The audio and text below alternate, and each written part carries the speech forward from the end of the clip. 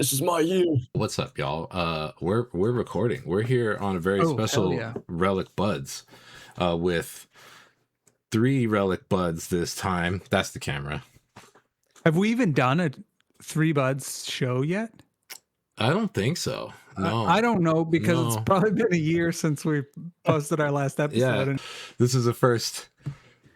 In case you thought the Relicbuds was just Sean and Malev, the truth is, if you're listening to this, you are a Relicbud. It's a big legion. That is. It's us, guys. It's us. We are Relicbuds. So we have this special guest, Jon Kim, joining us.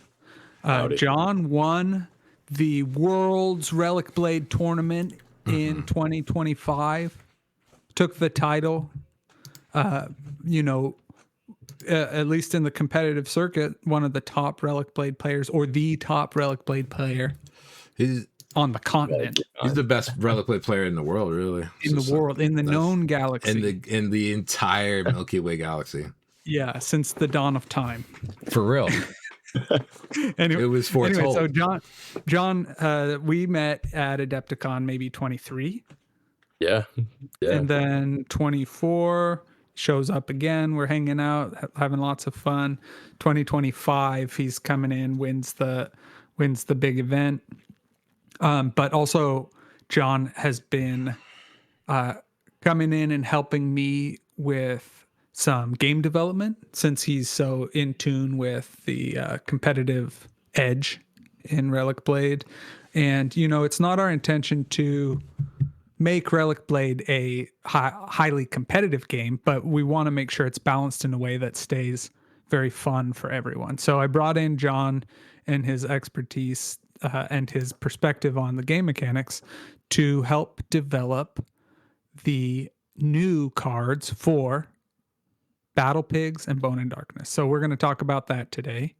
And Jon, what do you want to say about yourself? What do you want the people to know? What do you want to say for yourself? Who haven't met you yet? What do you got to say for yourself? Relicbuds out there that haven't been at the main Adepticon event that we do.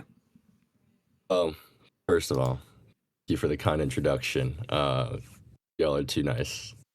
Yeah, I'm Jon. I'm a hobbyist, an artist, just trying to kind of make his way through this community. I feel very lucky to have found it with you guys and with this community, with the Relicbuds. Everyone's been just so welcoming and appreciative of each other's art. I find that very welcoming.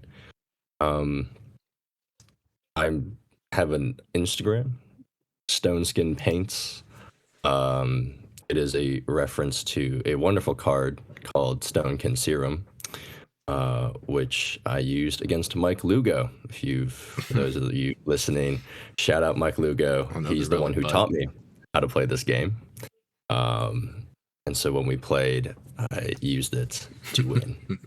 That's the very manic cool. version of learning Relicblade. I can just see it in my head right now. It was Mike. Did he teach you at Adepticon? Yeah. So I originally picked up Relicblade as D&D miniatures. We had met in 23. Really? Wow. Yeah, we had met in 23. I looked at the case. I said, these look so cool. I just want them. I just want them because they look cool. I was definitely like a sort of painter first type of person. I never really gamed too much. That's also, I'm learning so much today. Shout out my dad. He's the one who taught me how to paint. And he'll be playing this year. He'll be playing this year. He'll be in a tournament. Hell yeah. Yeah, he taught me how to paint and I'm teaching him how to play. But I picked up the miniatures. They were really awesome. And they just kept coming with these cards. I kept getting more and more, and I was like, oh, these cards are cool. The art's really cool. We had talked about the game a little bit, Sean, kind of just like a very brief synopsis. But going into 24, I was like, I have all these miniatures. They look super dope. I have all these cards. I might as well learn what they do. So I showed up. This is back when it was in Schaumburg. And Mike Lugo, who was running the events, the narratives at the time, he just told me, he's like, if you have a free day, come by, I'll show you how to play. And so he took time out of his day, classic Mike Lugo fashion, taught me at 150 points. Like I was saying, like I was like, yo, that's the manic. I can just see it in my head. So we threw down. My favorite model, and I think to this day still favorite, is the Stone Kin. But I used the Stone Kin with the Stone Skin serum. He was, for those of you who don't know, he's a big giant stone elf who's got a lot of armor. And then he has an ability in the game that gives him more armor. And then the Stone Kin serum gives him additional armor. So he was a big armored guy in the middle of the board. Mike Lugo threw everything he could. Couldn't kill him. I think by the end of 5 turns, he had done 3 points of damage. Meanwhile, every single turn, I think he threw almost half of his army. Was trying to kill it. And so that moment kind of cemented in my mind that this is a really fun game. You're like, wow, that was great. Yeah, to have that moment of the Stonekin sitting there in the middle of the board, taking all sorts of magical fire and blades coming at him, was really cinematic. It captured my imagination from that point on. So that's where Stone Skin comes from. Stone Skin Spaints. Yeah, and then ever since then, I've fallen in love with the game. Again, they're always such a joy to paint, these miniatures, but what I found is in playing, there's almost nothing that you can't use. Everything in the game has a way to be used. There's varying levels of efficiency and whatnot, but you can have fun playing anything and everything. And I think that's what makes it a good game. Yeah, it's no secret that I love knights. So if there's a character with a knight keyword, you should look out that it's OP. Yeah, it's a good keyword. It's a good keyword. We're knight coded over here. Lore based, because I've never been a spell slinger. I've never been like big on wizards. I'm very much a swords first kind of guy. I remember discussions where we swords and sorcery. I remember talks of when there was no wizards. Yeah, one reason I wrote Cursebreaker is because I was like, I've never liked wizards. Let's try and see why do people like magic? What is this about? Now I like magic. I learned people can change. I considered myself not into the fantasy genre at all, all, until my friend took me to see The Fellowship of the Ring, and I came out of that movie and I was like, you know what, I like the fantasy genre. I think it's for me. Actually, I don't know what I was thinking before, but I'm thinking a lot now. I grew up in the redwoods of Northern California, and so I was born in fantasy. Yeah. There were fairy spirits. I mean, I loved hiking and stuff. I'm native to it. I'm totally born I loved hiking, and I was going out here in the forest there in Utah. There's lots of great outdoor stuff, but yeah, it was kind of always perhaps more tied to mountain biking and doing different kind of things. Spirits out there. Yeah, because you got desert ghosts and all kinds of things. That's true. Desert ghosts. There are desert ghosts in California, but they're farther south. I'm right on the coast where we've got crab spirits and stuff. Crab spirits. Yeah, Dungeness crabs. We got some bears and mountain lions, raccoons. Yeah. And so it's interesting to hear that. What is the game? What would you say is your background that gives you such the game mechanic? As you say, you describe that. You're not really. It wasn't really game first forward for you, but you definitely have a knack for how all of these things are working together. So I had dabbled with Infinity and Arena Rex. Arena Rex, okay. I Those are started both with, cool games. Shout out shout to out. Red Republic and Corvus Belli. Actually, okay, so I did start with Warhammer back when I was Naturally, right? oh my gosh, like a young one. I was a wee He was a lad, youngling. and I've been very lucky to have a game store that's like 8 minutes away from my house. Um, and so my dad took me. There was also this was back when there was like Warhammer stores in the malls. I don't know if you had Yeah. Warhammer. No, I do remember in Arizona, I went and saw one because we didn't have any here. But when I was visiting my girlfriend at the time in Arizona, went and saw one in the mall, and I was just like, It's crazy. "What? It was crazy. What is this? Games Workshop logo. Yo, for real. Just stacks of stacks on like armies of those front cases. It was insanity being in there. Yeah, and they'd have like hobby tables set up. Yeah, no, it was People would be tables. painting. People would be playing with painted armies. It's pretty cool to see. It was very awesome. That was my first introduction to like hobbying, right? My dad had painted. He painted Lord of the Rings. Okay. From GW, and so started a little bit with Warhammer. It was Was your cool. dad into modeling before that? Sculpting? Yeah. Oh, really? So he wasn't like in building trains, the toy soldier World War II biz, airplanes and stuff. He I mean, like jumped in with Lord of the Rings. He was just he was a big Lord of the Rings fan. So like when he saw Lord of the Rings miniatures, that's funny. So your pops is one of those peeps that like really speaks to that. The Lord of the Rings saving Games Workshop kind of stories from back in the day. How many new people they reached. I don't know. It's such a big license for them to have. Yeah, for sure. And shout out to the Perrys for putting that whole license on their back initially. And so I liked Warhammer. It was cool. It was more of a way to just kind of bond with my dad. But I think game-wise, it was so exhausting.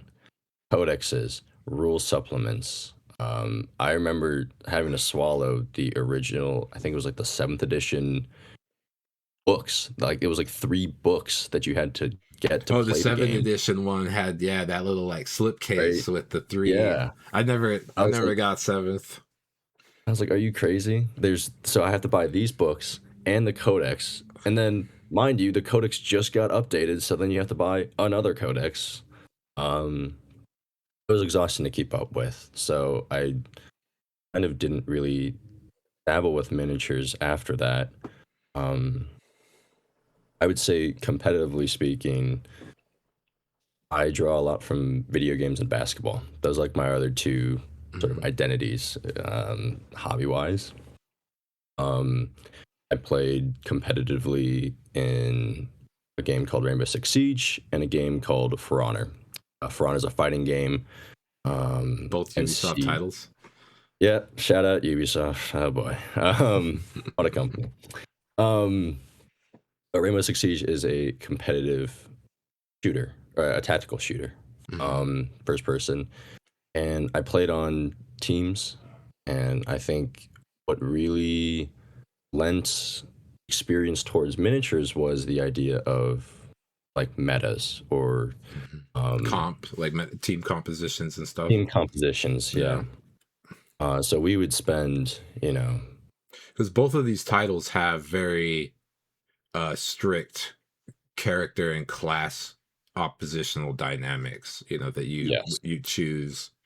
Siege is a lot more individually like a lot actually really akin to Relicblade in that regard, where every character has their own set of stuff that they can do, and then there's a wider access of things that they can reach. But then For Honor is just like strictly more like it's similar still, I guess, really.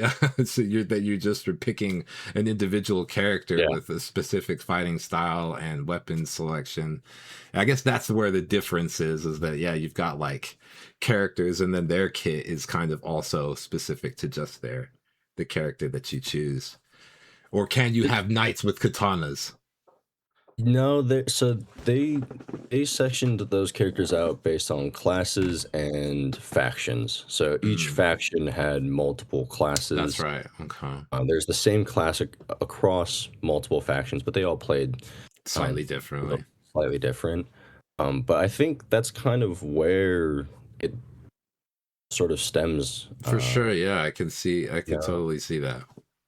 building different team compositions of these characters work together really well in these scenarios. And so if I'm Hmm. playing this team, and I know this team is really good at uh, this sort of one thing, I'm going to try to build a team to counter that. And then once that counter comes out and is revealed, then they build a counter to that. And there's always like a chase, right? There's the meta chase. Hmm. And while I liked that, I don't think that's present in Relicblade. There is no meta to chase. Everything is viable, and so the meta is just what do you want to play? What do you want to do well with? What do you want? Which models do you want to have the most impact on the table? I think that's just such a really refreshing thing to me, is to be able to pick this character and say, I want to play the questing knight. I want him to feel strong, It's a good and character. he's gonna feel strong. Yep. But if you don't want the question knight to feel strong, you don't have to play the question knight. You can play something just as good, if not. You can play Lady Maybe Aurelia. you could play Lady. Right. I think also there's one of the things with the Relic Blade mechanics that makes it a little bit more balanced is how deadly it is.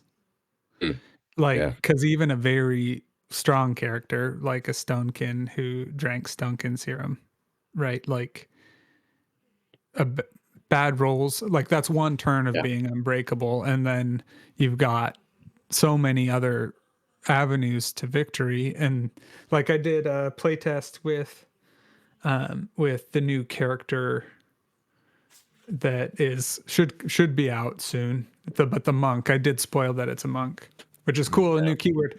But I played with him, and he is a severed hand character, and I was playing the saber wolf, and the saber wolf got like one shot, turn two. And yep, it Just just is like a punch right in reminder the that when you're sternum. playtesting, it's like, I know the saber wolf is a good character. yep. It's just true that any character can get their teeth kicked in.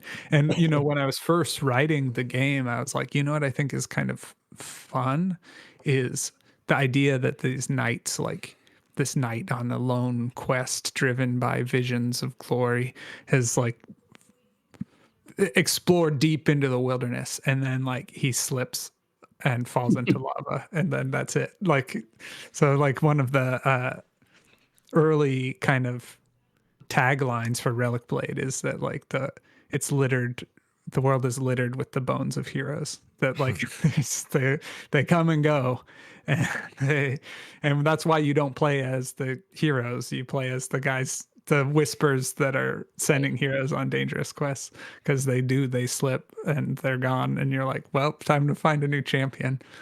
But A mean yeah, I sprint. think that's it's a funny thing, um, and it does help with balance and meta, that even like the really really good characters, to get them to be really good, it's on average over a bunch of games, because like if you can die, you can misplay.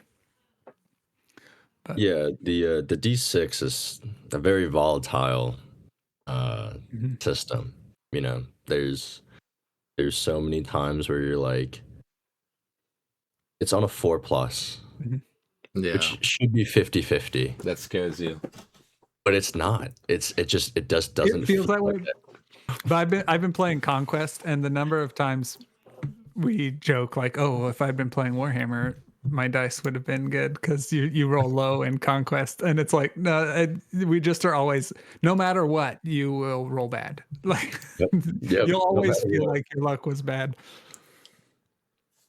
It's so funny. Yeah, D6s are like super volatile. Like the when you're doing game design and you're thinking, oh well, this ability makes it like 1 more likely to hit. So you're hitting on 3s instead of 4s. But like statistically, that's a huge difference. That's huge. You know, and then the way the crits work in Relicblade, the rolling a 6 is the same statistically as anything else, right? But you end up with the number of hits, a certain number. If it's successful, then the chance that it's also a crit is really high. It's just sort of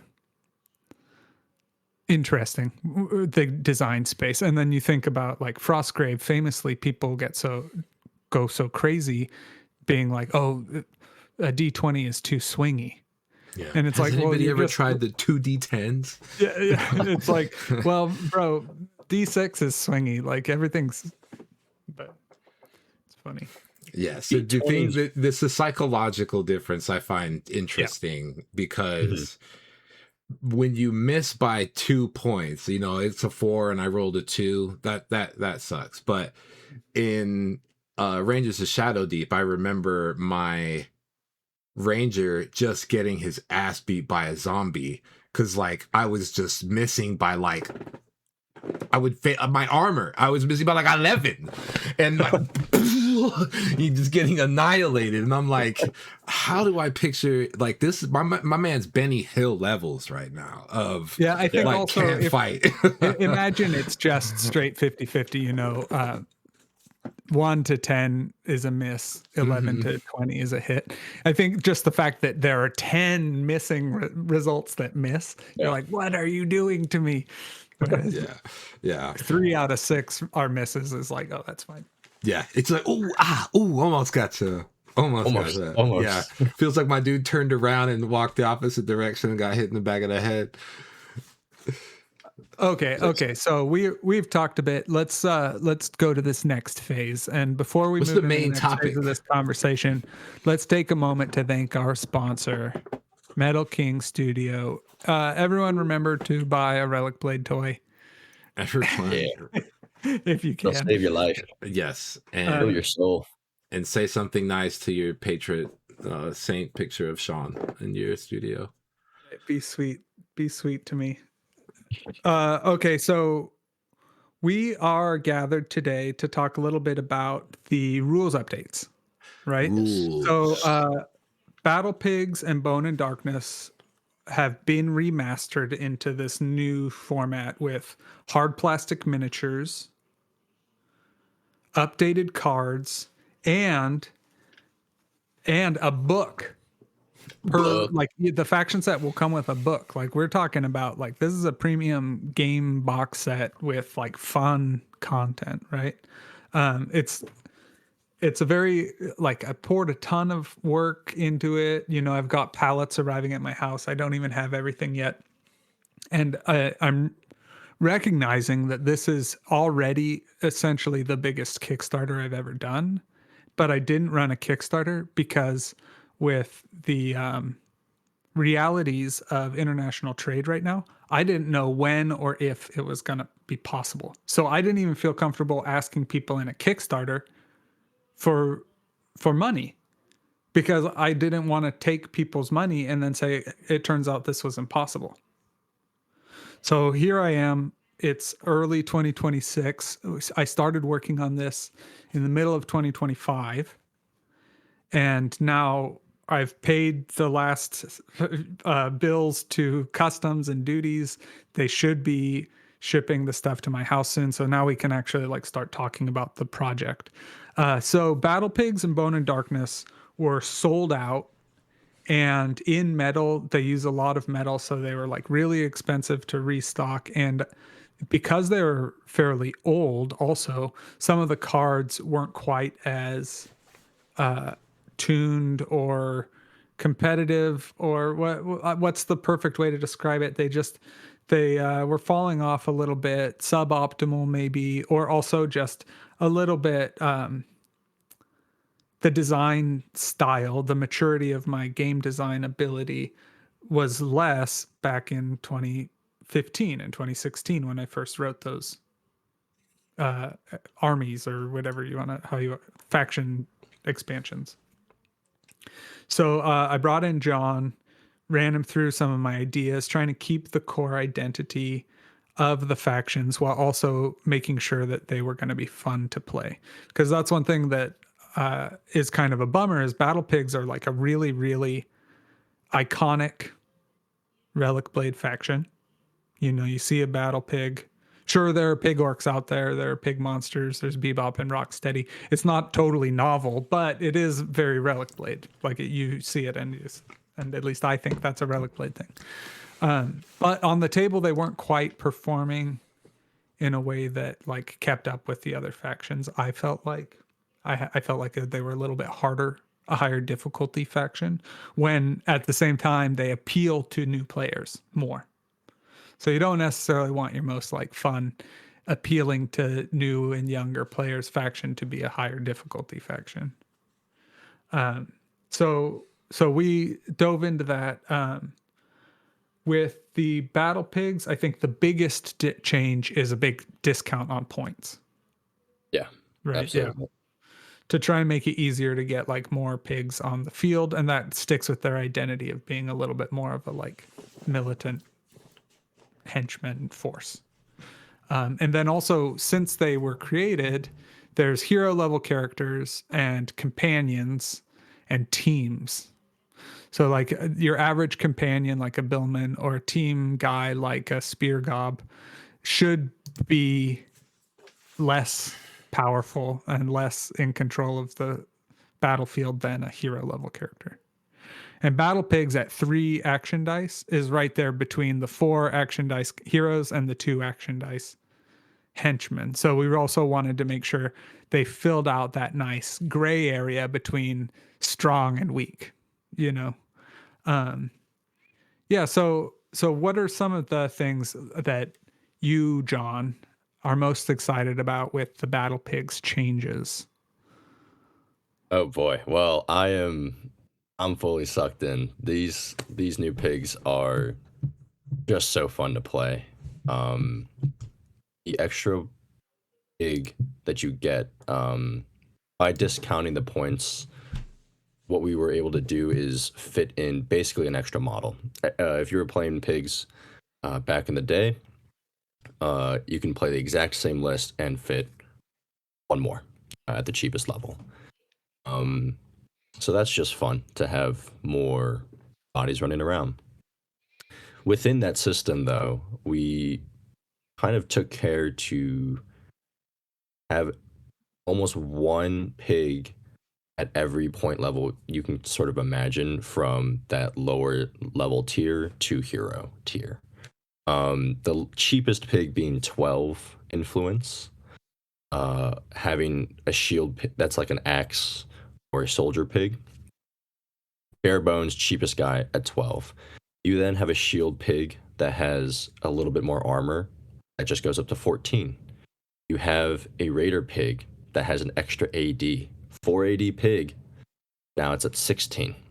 You have a berserker pig who's got a little bit more health and the ability to frenzy, as well as a removal, the crit box. That pig goes up to 18. Of all these pigs kind of in a ladder of different points, from 12, 14, 16, 18, 20, the warlord being 23. So it gives you a lot of flexibility with what you're trying to do, what you're trying to play. I think that's a really empowering thing. We wanted to go into this update with the idea of giving players agency, letting them take initiative on what they want to do, and empowering them to do so, while still making it fun and balanced for the people playing against it. Mm-hmm. Mm-hmm. Yeah, because the warlord got 1 extra AD. Yep. And that's a big deal. The warlord's at 5 now? 4. He was at 3. Oh, he was at 3. A 23-point character. Okay, yeah, at 3. Right, and, right. Which wasn't totally unplayable. Uh-huh. No. Because of his ability that activates another pig with him. You kind of had a lot of had a lot of actions happening during his activation. But the extra AD definitely that cements it. Yeah, he definitely feels like a strong bad guy now instead of like a potential a lieutenant strong type through leadership. Yeah. Mm-hmm. Yeah. Yeah, and then the Raider Pig also getting the extra AD means that you don't really run into the complete deprivation of action dice that you might feel when they were all three.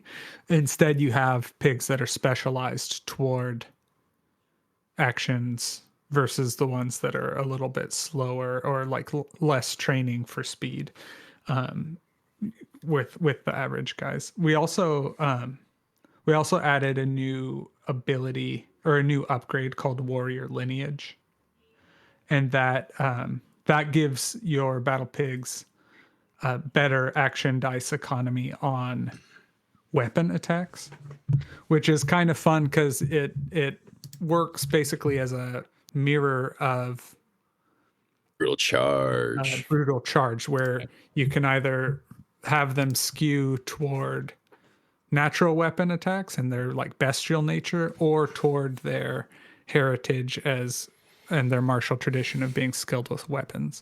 And it makes a big swing difference between a soldier pig or an axe pig that's coming in actually trying to gore you, or a soldier pig that's now going to be able to almost always hit with its halberd, which like, you know, pretty good. And something that I think is going to be really interesting for players to delve into is the book that comes with this new set. Really explores some of the culture and lore to the battle pigs, and this sort of split that we're talking about between bestial and martial sides of these pigs is something that I think players will have a lot of fun exploring. Yeah, because Relicblade has some lore, but part of the necessity of or part of the reality that it's like it's a solo dev, like that I'm just like making it as I go. I release really slow, and so I've been trying to be more open to more contributions and partnerships. Like Malev has been working with me for a long time. He created the framework for the solo play in Catacombs of Corral. Man, you made that early. Yeah. You made that in like 2017. Well, the Catacombs, like, because you had there was like the suits of armor. It was like a thing that I'm trying to remember if that was after Storms or not, though. No, it was way before. I think it was like 2017. Interesting. Yeah, I still got those documents somewhere. But then we were able to like dig out those notes, and then Catacombs, we were able to take the time it takes to create a product after Storms of Krell, so 2021. Mm-hmm. But anyways, like, yeah, so trying to make myself be more comfortable accepting help and getting help. And so bringing in Jon has been part of that, of trying to get a little bit more of the game design, working with someone who I trust their insights into the tactics and stuff, to see it from a way that is, similar level of understanding to me, but also from a different perspective. And then also Jon has a creative writing background, so I was able to get him involved in writing some of the lore for Bone and Darkness also. It's not a ton. We still only have like, 5 pages of new lore, 6 pages of new lore, but it is cool. Like being able to see those little insights into the world has been really fun. So writing the Battle Pigs background, it's not a ton of content, but it is meaningful content throughout, and same with Bone and Darkness, being able to explore a little bit more about like what darkness is. Like, is it necromancy or is it something else? Answering some of those world questions. Because for early, it was clear to me that darkness was not necromancy. It was a different kind of magic altogether. But exactly what that means and how it's meaningful, can be a little bit hard to describe in like a paragraph, which is about how much space I've had in the past to talk about stuff. So yeah, shout out my writing professor, Nami Moon from Loyola. She really helped me sort of explore writing fiction. So shout out to her. That's great too. Shout out to Mr. Jessup. Yeah, that my creative writing teacher definitely shaped. That was why I started writing in the first place. Big ups, creative writing teachers. Yeah, I never got to take a creative writing class. I took it on a whim. Now, yeah, no, I took it on a whim, and it was so, you know, so much has come from it. And well, really, especially my teacher. That's kind of the real thing, because I don't know, can't speak for just creative writing in general, but my teacher was just the right one for me in that particular instance that allowed me to be like, oh man, fiction. And that was when I started writing similarly, like my first creative fiction. I remember, I think I told you this story, Sean, about like trying to write this story or perspective of a chaos warrior who's like looking in the mirror. But then I was like, wait, what is a chaos warrior like? Does he take his armor off? Is he in the bathroom?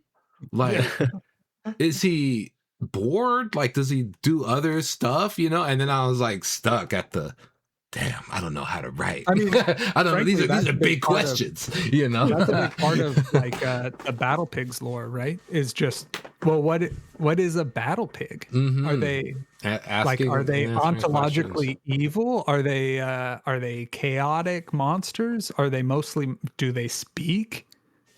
Can they speak English or common, whatever language they speak in the Volglands? Do they speak the Volgic tongue?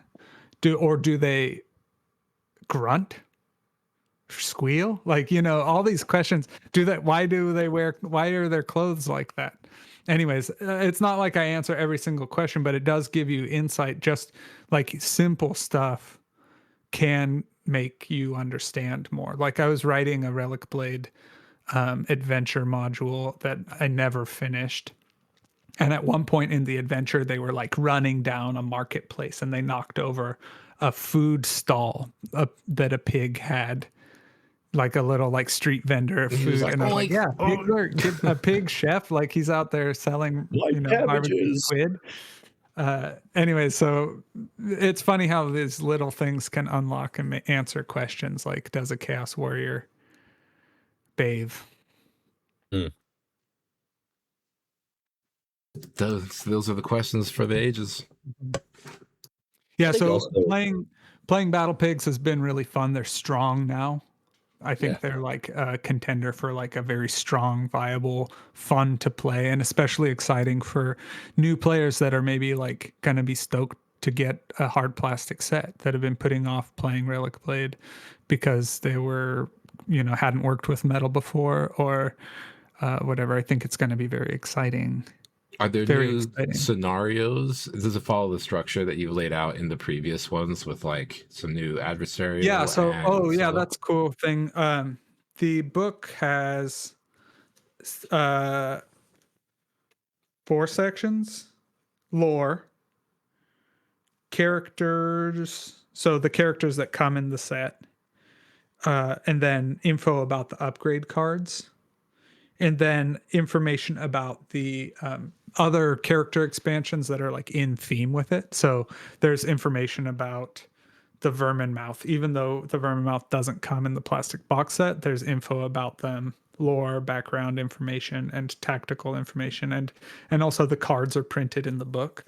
So you can kind of like see their rules and decide if you like them. And then there's a little hobby section. It would have been fun to have more hobby space in there, but we do what we can. And then the last thing is scenarios. There are 2 scenarios in these books, and they have the competitive format for 2 to 4 players, or not competitive, but like head to head. And then there's an adventure version that plays using the Catacomb solo rules. So there are 2 solo adventures or co-op adventures and 2 competitive scenarios, but it's the same scenario. So like one of the scenarios is about characters that are like delving deep into these crystal caverns, right? And so the crystal cavern scenario here has all the information for the head-to-head, and then the crystal cavern adventure is just on the next page, and it has like the dungeon layout and the like behavior chart and the scenario rules for playing it. So it's like cool. You get to play it either way.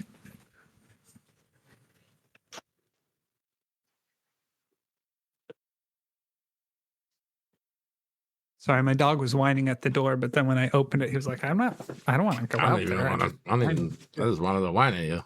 I just want your attention. Mm-hmm. Okay, so Bone and Darkness card update. We got some cool changes. The Dark Wanderer and Dark Watcher both had increase on the damage on their dread weapons. So that's pretty cool. The iconic like crystal maul that the Dark Wanderer has now is stronger. It's +6. It's +6. It's he will wreck house. And then the Dark Watcher lost his longbow. He doesn't have a longbow. That bow that's made out of bone, it's not a longbow. He's not so pedestrian. It's the dread bow, and that is difficulty 5 +5 damage. So we're talking about now those stone tip arrows. It's the Lurtz piercing your soul. Taking the out Bone Talkers got an increase to their points cost because they were a little bit too cheap initially at 12 points. Now they're 14. But Leap is a lower difficulty, and Skulk is lower difficulty. So now Leap is more likely to go off. It's a 50-50 chance to do it. And if you focus, then it's very likely to be successful. And then Skulk is difficulty 1. So all you have to do is choose to do it and spend action, and you'll get that bonus. The Bone Construct got quite a bit of changes. His weapons or his attacks changed. So now he's more of like a tank control piece where he can pull enemies to himself, and then he has a debuff aura around him.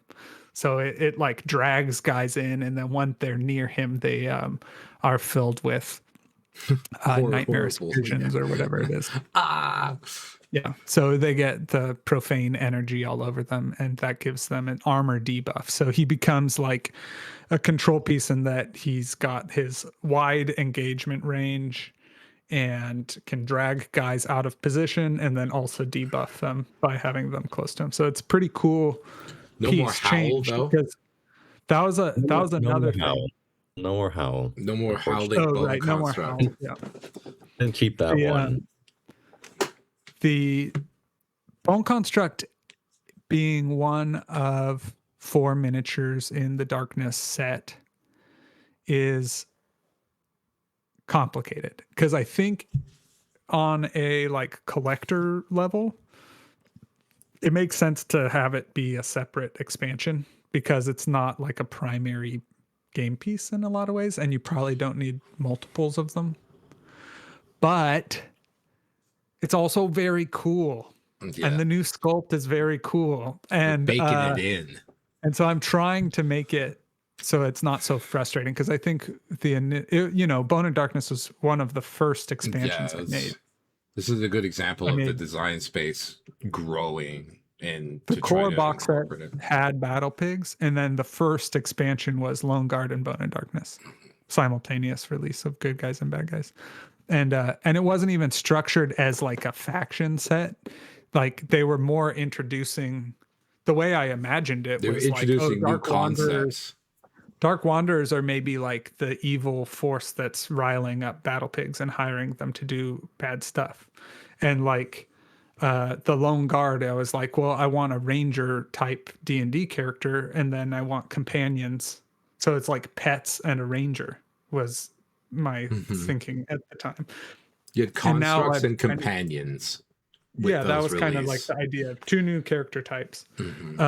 So we're digging into like the old history of Relicblade, where the design space is a bit different.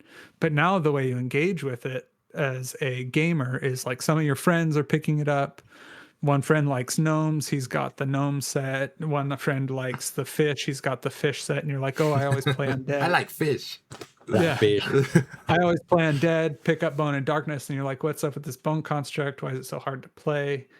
I've only got these skeletons, and it can be a little bit complicated. And in metal again, the type and fitting and and the construct taking so much. Yeah, more advanced modeling technique to try and get the model assembled. So now playing with that, having a chance to like redo it, I did consider whether I wanted the bone construct to be in there. But one of the fun things about plastic is you can do a slightly bigger model, and you can do some cool stuff with the design. Like the model actually has hollow inside, its rib cage is hollow. And I was just like, oh, that's so fun. And like the jaws and the cloth and the feet and like just the whole thing. It's got a lot more of a dynamic, alive kind of look now, where the previous sculpt has a bit more of a construct, like of a tree almost. Yeah.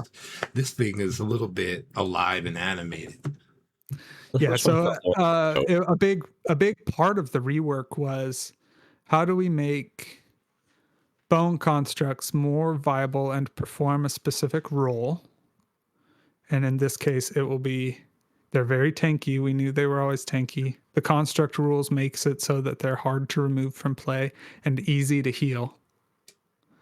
And so making it a tanky debuff control piece made a lot of sense and was a lot of fun, especially since the rest of the army, you've got these hard-hitting leaders that if they die, your force is going to be at a major disadvantage without a Dark Wanderer or Watcher leading them, or Prophet. And then Bone Stalkers just scattering and flying all over the battlefield, causing havoc. So having that tank that's like in play is an important role for the Darkness playstyle, I think. Of course, you can do all kinds of fun stuff. Heck, who needs a bone construct when you could have an Ogre Retiarius playing that role? But yeah, so then moving on to the other changes, some discounts, Bone Harvest is cheaper, Mark of Violence is cheaper, whatever. Dark Machination changed a lot. Visiting whether I wanted Darkness to be necromancers or not, right? Mm-hmm. And thinking about how it fits into campaign play and how it fits into how you're imagining the world is. It used to be that you'd get a bone stalker after killing an enemy. And that kind of gives the impression that you're turning an enemy's skeleton into a monster, which is not really what's happening in the world. So I decided we're not doing that. We're moving away from that. It's a very difficult and weird thing to try and accomplish in a game. What it is instead is it's the machination is able to repair and empower the bone construct and repair other bone keyword characters. So it's a heal that's keyword specific, and it's part of that, like how that dark energy sustains and creates this bone life. And so it only really works on bone creatures, but it does make your whole battlefield control way better, because Bone Harvest, spreading life around and doing that, like sharing life among your warband, becomes even more powerful now that you can steal life from a guy and heal them with the same character. So kind of like being able to not only you're able to generate power that you spend. You don't just spend life, you also generate life. So it becomes a more full circle machine rather than just a one-way.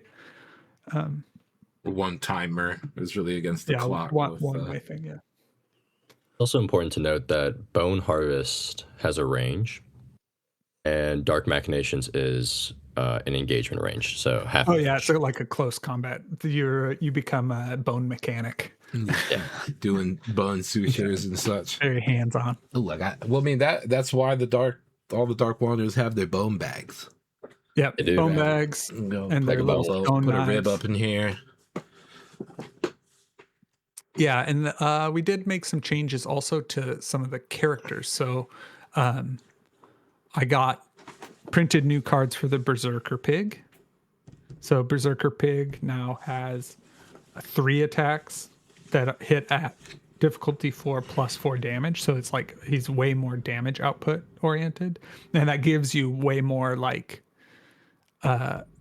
opportunities to spend your extra action dice that you get from doing Frenzy. So we'll have new cards updated for that and new cards for Hellebore, because Hellebore was 83. And the reason he had 3 AD was because all the other pigs had 3 AD. Yeah. But now I'm like, gosh, now pigs he's a don't have to guy. have 3 AD, especially these warlord characters, these strong, capable warriors can have all 4 action dice. And so reprinting that card, I'm going to have to throw away 1,000 copies of the Hellebore with 3 AD, but it's worth it to make the game more fun, guys. It's worth it. 380 Hellbore is because he's got one hand. Yeah, 380. Yeah, he does only have one hand, but he's like, which drummer is it that only has one arm? Anyways, I think he can do it. He can just swing his 2-handed axe with one arm. And It's his competency, really. It's his pig brain. It's more pig guy brain, pig person brain. He's got more wrinkles. Yeah. So those are the main. We went over a lot of the change log, but John, the truth is, you played like 600 games with these new rules. Yeah. So let's hear a little bit from the playmaster from the mind. how it feels on the table. Yeah, so having played a lot of test games, really wanted to hone in on what do they feel like playing out of the box? What do they feel like having supplemented upgrades from a wider collection? And then what do they feel like in conjunction with just other models, period, if you're just taking a mixed bag team? So starting with just out of the box, I think we took a lot of time trying to think of the different points costs and for both upgrades and characters. So when you get these boxes, you will have 100 points. You can just put it right down and play. At least with you won't have a full 100 points. You'll have 75. Yeah. And you'll have room to add in one other character. So for the Battlepigs, I tested it with the Vermin Mouth. Hint, if you are thinking about buying the Battlepigs, you should just go ahead and buy a Vermin Mouth with. That character really helps kind of widen the influence you have on the board with your pigs, specifically because the rats it summons, it can summon them 3 inches away. It becomes an extra activation, and pigs can use them to both heal and have a dodge token. And so something that we kind of touched on was the limitations of 3 AD. When these characters do not have as much AD available to them, your choices become that much more important. You can't simply pivot mid-turn because you don't have the AD to. You kind of have to commit to one thing and play it as the dice rolls. With that being said, having these rats in play that can be a potential dodge or heal, you can almost overextend with your pigs knowing that you have the backup of the rats. So without them, you might move twice and dodge, or move, attack, and dodge. Now you can move 3 times, get a charge die, and attack, and not dodge, knowing you have something in the back pocket. Yeah, and the rats being like a physical position on the board, it's like having a dodge token that is available for any of your characters to spend as needed. And then, unlike a normal dodge token that just gets lost if it's not spent, they can just eat them. Yeah. You know, if it comes to it and you get a chance to summon more rats, but you can just eat them and then summon more rats. So it makes a big difference for that lack of, because that fourth AD on most characters is going to be a dodge. Like if you're right. So yeah. So yeah, I highly suggest picking that model up. It kind of helps turn your pigs into pseudo 480, or in the warlord's case, 580 models. It helps extend what they can do. And so in playing them, what I sort of gravitated towards was bringing the Vermin Mouth, bringing the Warlord, bringing one Shield Pig, one Soldier Pig, one Axe Pig. And then with the Raider Pig that comes in the box, I was using it in some games as a Raider when I needed more mission action uh, type units, right? If there was like a treasure to be collected, or if there was points to tap, I kind of wanted a fast pig that could run around and do that. But in other instances, you could just as easily proxy it or use a Berserker Pig at 18 Yeah, because influence. that pose, I think, it's a very easy conversion to give him 2 swords or 2 cleavers instead of a dagger and an axe, and then you've got a Berserker Pig. You got a Berserker Pig right there. If you guys held on to any of the old like Battle Pig weapon sprues, there's tons of options there. Yeah. You could just as easily snip the hand off, glue an old hand on, and it'll work. But the reason why I liked the Berserker Pig is in conjunction with the Warlord. If you activate the Warlord and then activate the Berserker as an ally, and then you frenzy, all of a sudden this Berserker's got maybe 6 or 7 AD. The Warlord's got 4. You can have a huge sort of go turn, as some people like to call it, where these two just kind of charge in there and cause absolute havoc. Oh yeah, when I was playing with the new Warlord, man, him and I think I paired him with an Axe Pig. And the Axe Pig got a change so that now instead of having one strong, very strong hit, he has 2 attacks with it. Yeah, he has Onslaught now, right? It's called Onslaught. Yeah, so Onslaught is ×2, difficulty 4 +4. So like 2 strong hits. But hitting on a 4 is risky if you're going to go back to back. But anyways, having those 2 run up the field, it just was like, it felt so good. It's just this like wave of just brute force that hits your opponent so hard because, I mean, it's 2 strong guys. Like, what are you gonna do? The whole hog, you know. Uh-huh. But kind of going into the new upgrade, Warrior's Lineage. Yeah. It's going to cost 2 gold, which is the same as Brutal Charge now. Brutal Charge went from 1 to 2 gold as well to kind of have this mirror. And it's really exemplified in the Axe and Soldier Pig profiles, where the Axe Pig has 2 attacks on 4s. You could add Brutal Charge, and all of a sudden his gore now is also +4 on the charge. And so it's almost like a mini Warlord. When he charges in there and does gore first, he will have +4. Then he's got 2 more attacks at +4. Versus the Soldier Pig, who's got the big halberd, you want that to be hitting almost every turn. And with only 3 AD, that halberd costs 2 of the 3. And normally, if you want to guarantee it, you'd focus it, leaving him wide open.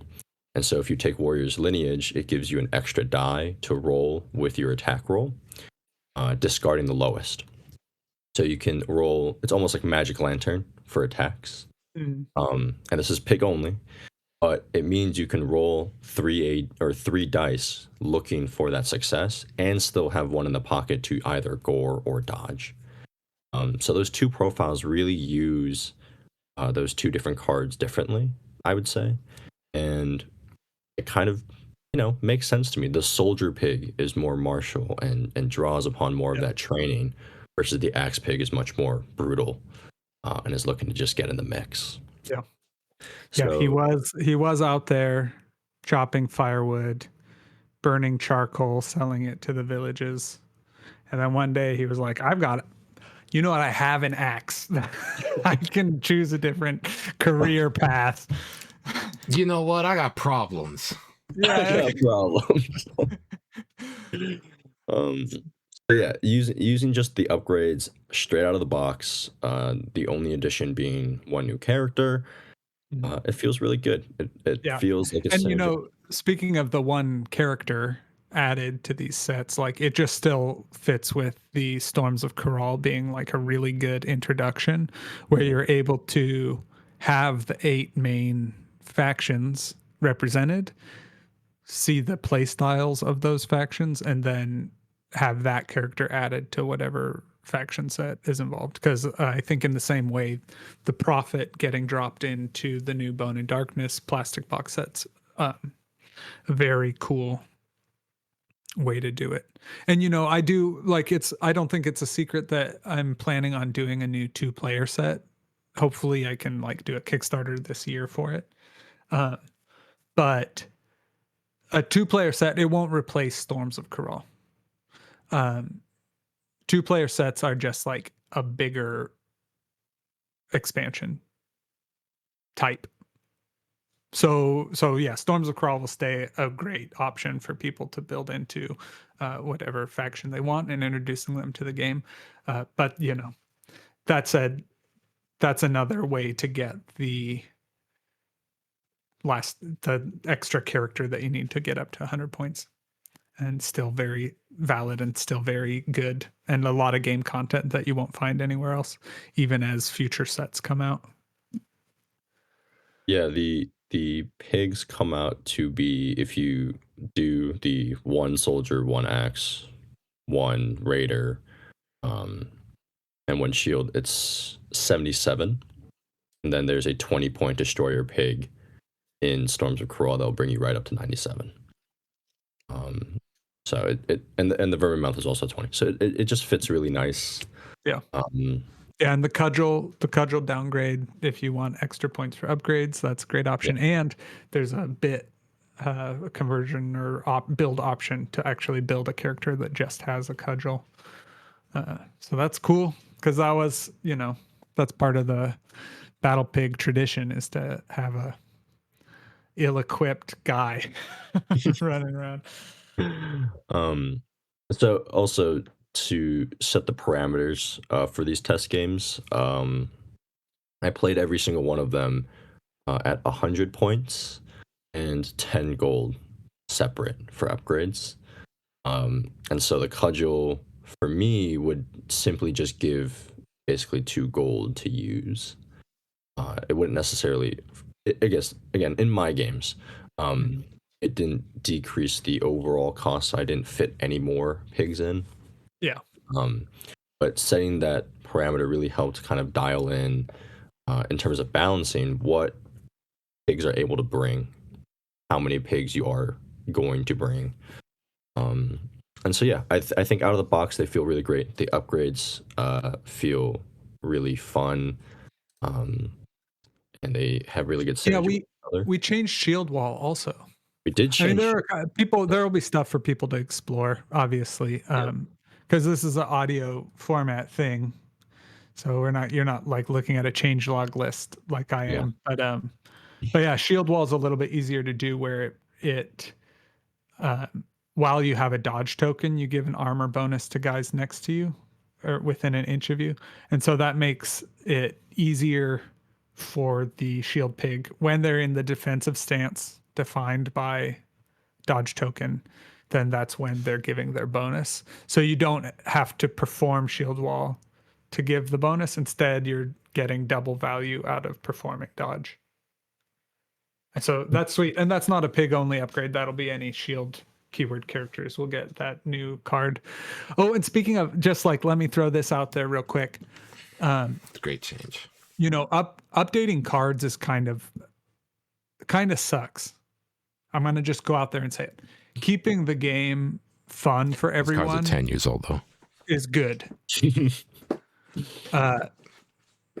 Making people feel like the cards they bought are no longer valid, and then they start wondering what other cards in my collection aren't up to date.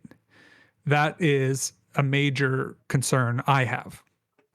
And then also, you know, there's some games that are living updated with errata and FAQ on a regular basis. That makes it feel like, what's the point of even getting a book? Because none of it's accurate. I feel that strongly. And one thing I'm going to do to try and soften the experience of having some of these cards change, even though they are all 10 years old at this point. Like buying $5 worth of cards every 10 years isn't quite as predatory as it can feel with some other games. But all that to say, the intention is now to have the updated cards on the app. The Relicblade deck builder app will have like all of the Relicblade cards on it in the latest updated version. So that will make it easier for those of us that have everything, like myself, to manage the like 300 plus cards in your pile of cards. And then also being able to remember like which one's up to date. And then lastly, on the updated cards down in the corner, it'll say what year that card was printed. And that just gives you an idea that like if it's the post-apocalypse, you're in your bunker, you don't have your app. Yeah. You know, you can, and you've got your pile of Relicblade cards, you can look and say, see that it was 100 years ago that it was printed. Yeah, this card from 2026 came before the one that didn't. That was before the nuclear wars. Yeah. Yeah. There's just like, I can't believe this card survived the ash out. Yeah. Sweet. I mean, pop open this can of beans from the same year. Also, you spent a great deal of time adjusting all cards to feature their alignment on it, right? Did you? Oh, yeah. Yeah, that's true. Up here at the top of a card where the character name is, I also wrote their alignment: adversary, neutral, or advocate. I also recommend, if you're writing a game now and you think, oh, I like the word advocate and I like the word adversary, they share the same like first 4 letters in common. Yeah. It's not good, guys. You gotta have it's do it intentionally. Yeah. The adversary, the advocate. Are you my adversary or are you my advocate? No, I'm your adversary, but I'm an advocate. Yeah. I'm advocating for you to be an adversarial. It's not good. I apologize. Some things you can't fix. Yeah. But, it's very exciting. We got these new cards coming out, and when the product is finally ready to ship, I'll make sure that there's like just the new cards option for people to buy that. And then, hopefully if the app development goes smoothly, you'll be able to do your deck building with updated cards. And yeah, that's really cool. Shouldn't be too stressful. Do you want to mention the plans for release related to Plagues? What you got in mind? Yeah. I do. So I have 2 new plastic box sets, Battlepigs and Bone and Darkness. I need to show you guys the Bone and Darkness stuff. Like, yeah, I'll record a little video like I did before to like unbox it and show you all of the figgies and cards and book and everything. And share those sculpts and whatever. The stuff is cleared from customs, but they still need to load it on a truck and get it to me. But heck, that could happen. I thought it would already be here because I already paid them all that money. But, maybe next week I'll get it. And once I get everything shipped that I need for Adepticon, then I can start processing and packing the box sets.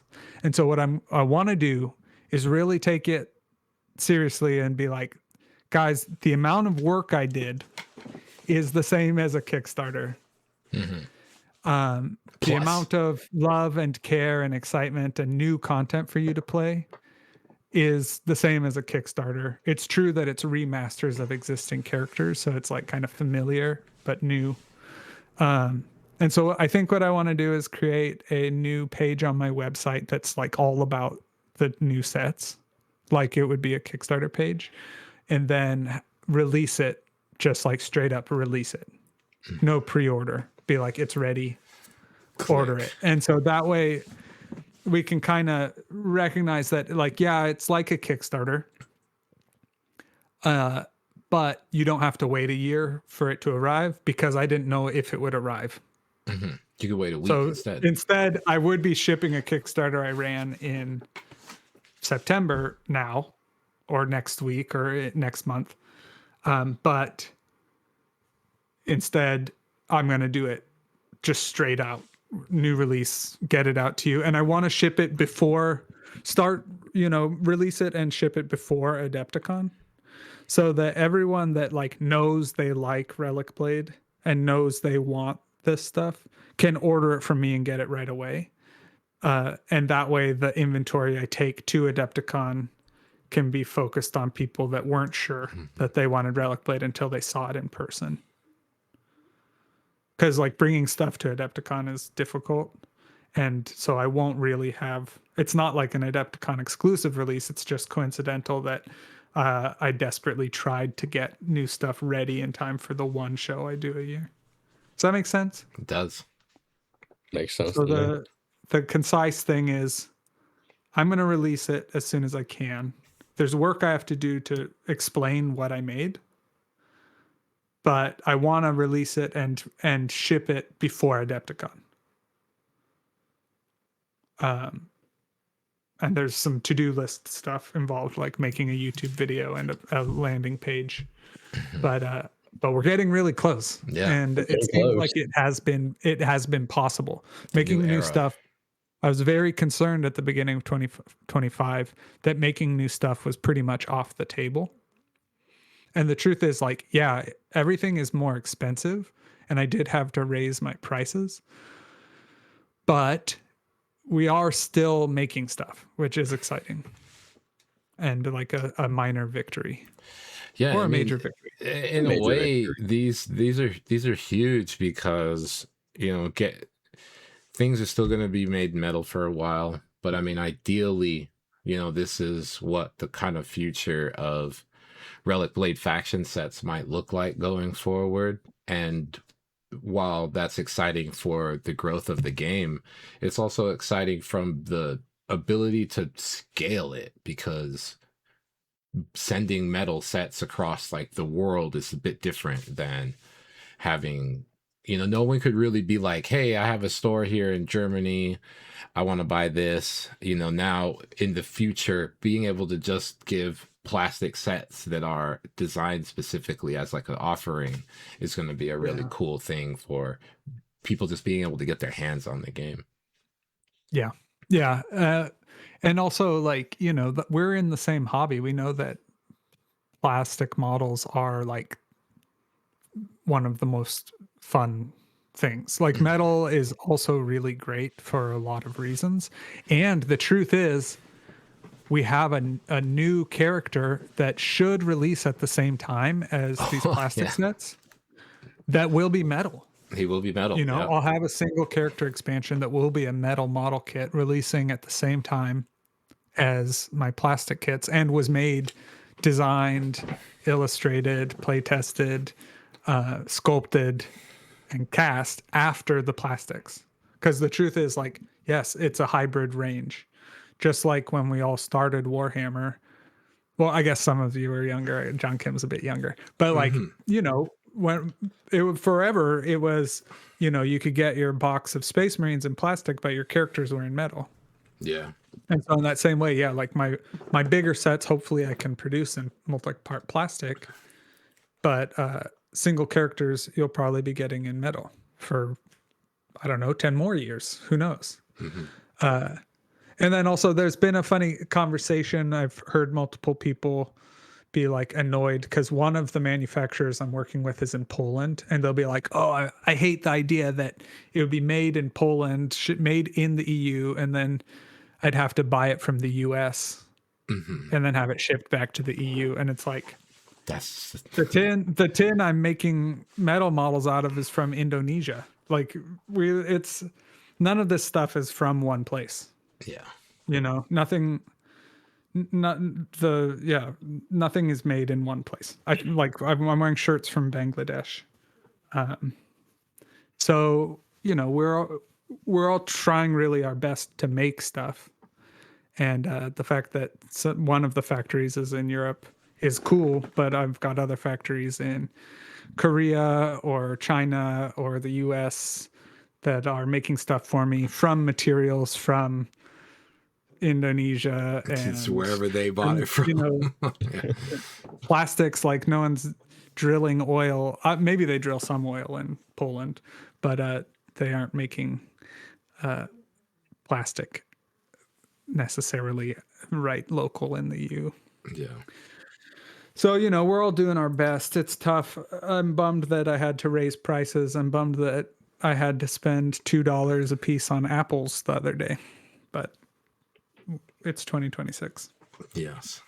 Groceries cheap. Yeah. It was actually like $2.88 per apple. If only we could. Yeah, we need to patch. We need to patch all these other different things. But yeah, wonderful. Guys, I'm stoked. I'm really excited that these plastic sets are coming through. John actually got to assemble and paint some of them. Yes, I was gonna say, speaking of these new sets, y'all, they go together like a dream. They're one of the only plastic sets that I have had fun building.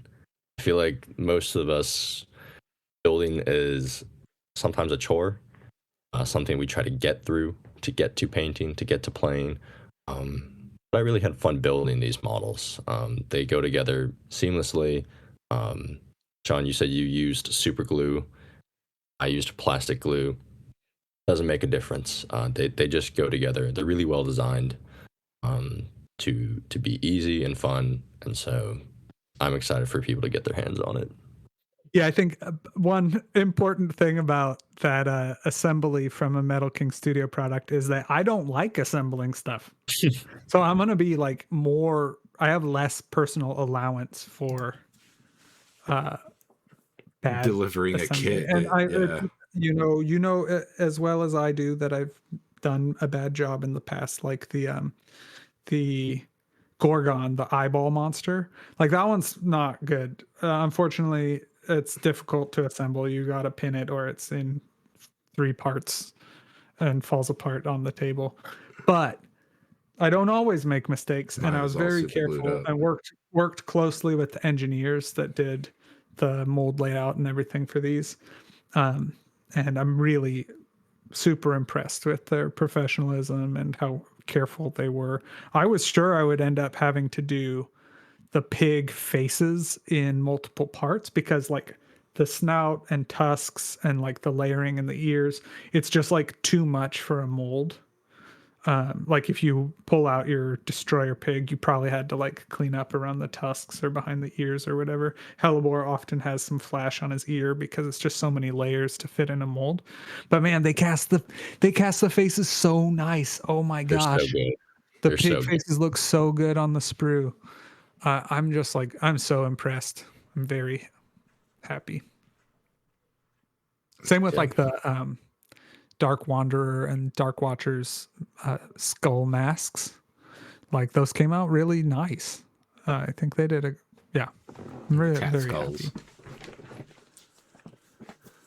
Wonderful. I mean, so there's a lot of things that there's a lot of news here. There's a lot of stuff we've revealed and are talking about here in this Relicbuds. Yeah, it's true. Upgrades to plastic upgrades as well as just full-on upgrades for 2 of the biggest and most coolest factions for Relicblade, and what to expect Releasing soon, hopefully. Yes. Yeah. You know, I'll do my so best it's to not going to stay be locked to in the contact. Adepticon. You're not people that are not going to Adepticon this year need not worry. Hopefully, yeah, but technically, you might even be seeing it before. Yeah, it's a it's true. possibility. Depending on how fast the shipping happens, it's I'm still waiting on a truck and pallets to arrive. There's a lot of like physical labor that goes into taking each card pack and each book and each instruction manual and a frame and assembling a box, and all of that takes a lot of time to do hundreds or thousands of times. But yeah, we should be able to get it in people's hands pretty soon. I'm excited. And like, we're getting ready for Adepticon. I sent out some of the frames of the Battlepigs for the speed paint events. So the Relicblade speed paint events will have the new plastic figures. Nice. Yeah, stoked. Very cool. Yeah. Oh gosh.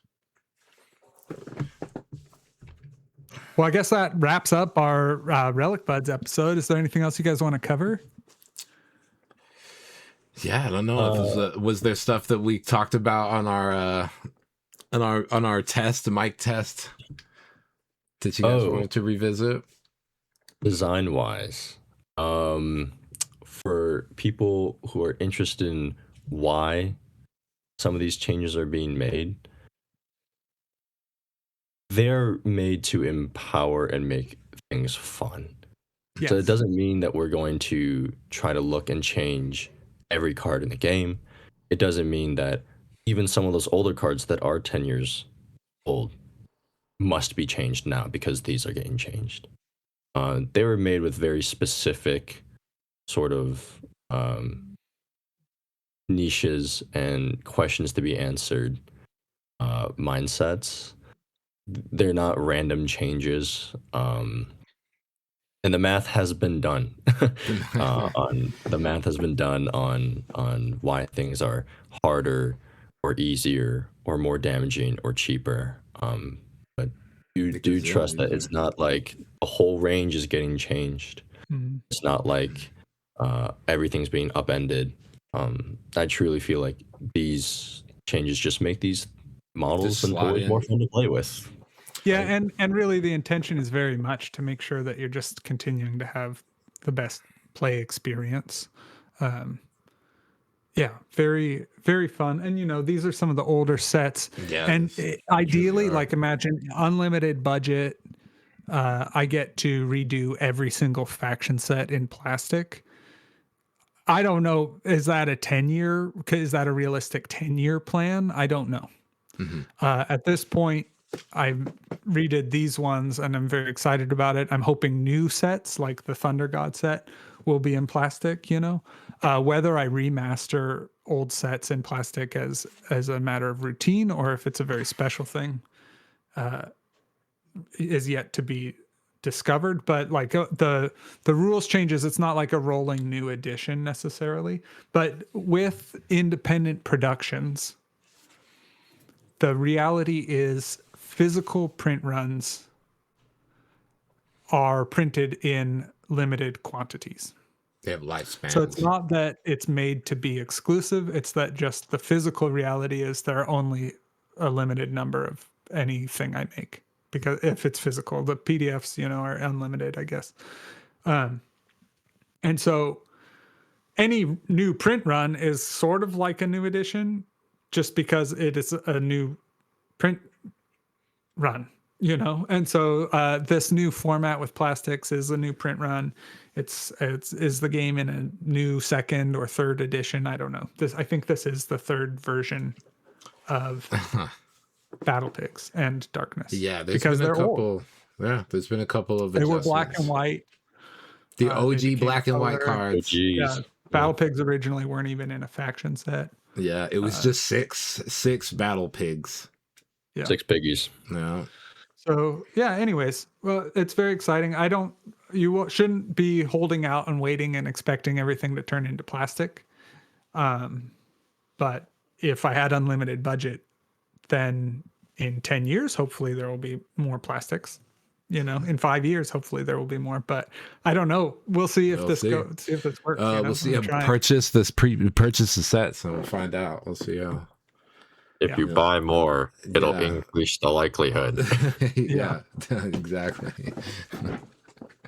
So we're trying. It's tough being an independent creator, but you know, you've been with me on this journey all along. It's never been a secret that I'm just a guy trying to make games. I've never just a guy had the pretense that I was like a major company making huge moves. I've always tried to do pretty incremental, minimum viable work so that it can stay consistent and high quality, and that's continued to be my And these releases follow in that same spirit for sure.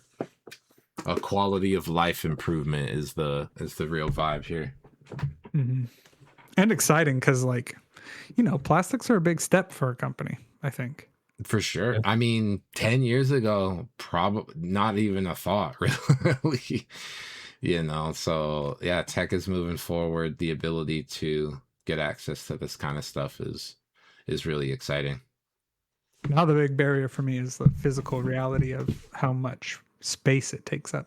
I'm like, because I can't afford a warehouse, but I probably need to start renting warehouse.